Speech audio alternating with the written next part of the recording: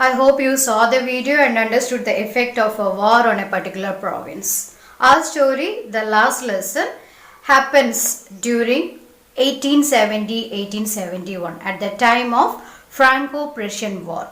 And in the war, France was defeated by Germany and Germany invaded two districts of France, Alsace and Lorraine.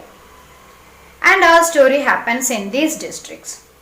The two leading characters of our story are a small boy Franz and his teacher M. Hamel. One particular morning, Franz is walking towards his school. Actually, he is not walking. He is moving very fastly to his school as he is late for his class. On his way, he is noticing that there is a crowd at the bulletin board at the town hall, and he know for last 2 days some bad news is published over there in that notice board. So he is giving little mind over there and he is walking towards his class. Then the blacksmith calls him and tells him no need to rush because you have enough time. So this boy thought, why this man is telling like this? Is he making fun of me? Again he moved towards his school. Again something which is not normal is happening. The air of the school is very silent. Usually when he reaches to the school, there will be a lot of hustles and bustle, the sound of this table dragging, the sound of the tapping of the ruler by the teacher over the table, all these sounds, and even the students reciting their lessons together, all these sounds will be heard. But today it is just like a Sunday morning. He couldn't hear anything. It is completely silent. Somehow he is walking towards his classroom and through the window he is seeing that all his classmates are seated in their places and his teacher M. Hamel is also there. He moves towards the threshold and he stands there. He expected Mr. Hamel will scold him because he is late. There is one more reason why he is scared and tensed. That day he was supposed to learn the French participles he hadn't studied. So he expected Mr. Hamel, M. Hamel will scold him now.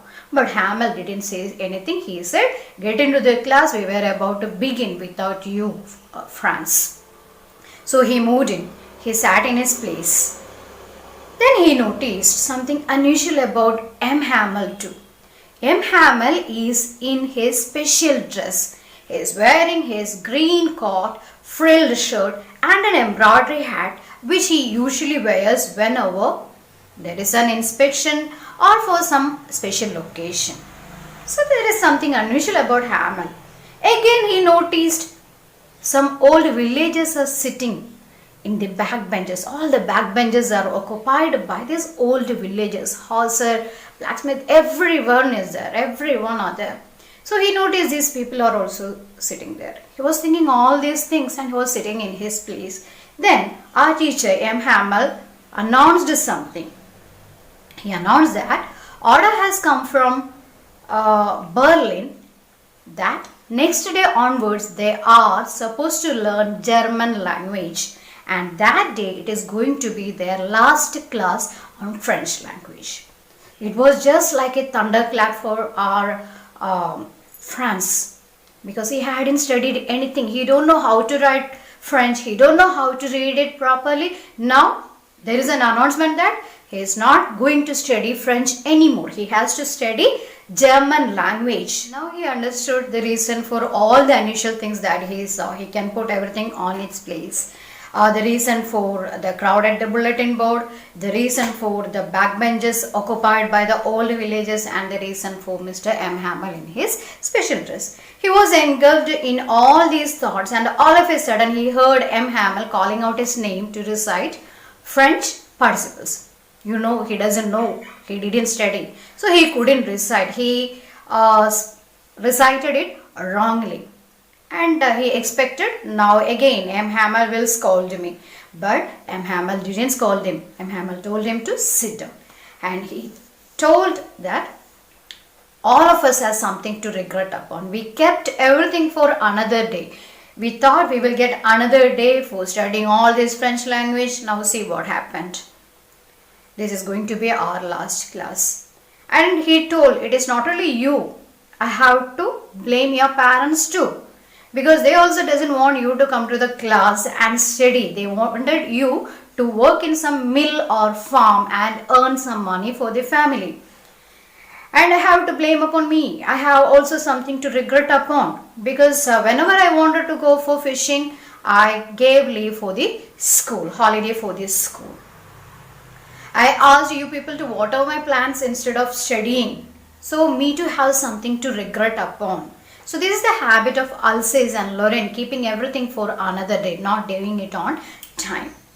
Then he started to talk about French language. He told that French language is the clearest language, the most logical language. And he told that we have to hold on to our mother tongue because it is a key for the prison of enslavement. After this speech, he taught them history, then something like mathematics, then phonetics. And he gave something to write also. In beautiful handwriting, it was written Alsace and Lorraine, and everyone are writing now. Again, it is complete silence in the class. Small children to the old villagers are writing. Only the sound of the scribbling of pen over the paper was heard. A beetle came into the class. No one noticed it. You know what will be the condition of the situation of the class if some flies get into your class when the teacher is taking class. All your attention will be diverted to the fly. But this time it didn't happen. Everyone were very attentively writing their notes. And even he saw that old village hawser. He's crying and writing. He is reciting whatever he is writing, and he is crying. Franz felt both crying and laughing at this old hawser. Why crying? Because he know why this man is so emotional. Why laughing? Such an old man, he is writing and crying. So he felt like crying and laughing at the same moment. So all these things were going on, and at that moment they heard the church bell ringing 12. And before this, Franz has noticed that his teacher is sitting in his chair very gravely, looking at each and everything in the class, like a bench, desk, his garden, everything, just like he is seeing it for the first time. He is seeing all these things for the last 40 years. Now he could understand why these older people are also there in the class. They are sitting there to pay respect, to pay their thanks to M. Hamel for teaching them for the last 40 years. Now the bell rang. The church bell rang 12, and M. Hamel stood up from his chair. And he was about to say something, my friends, and he couldn't continue. Something jarred him. He couldn't continue what he was about to say.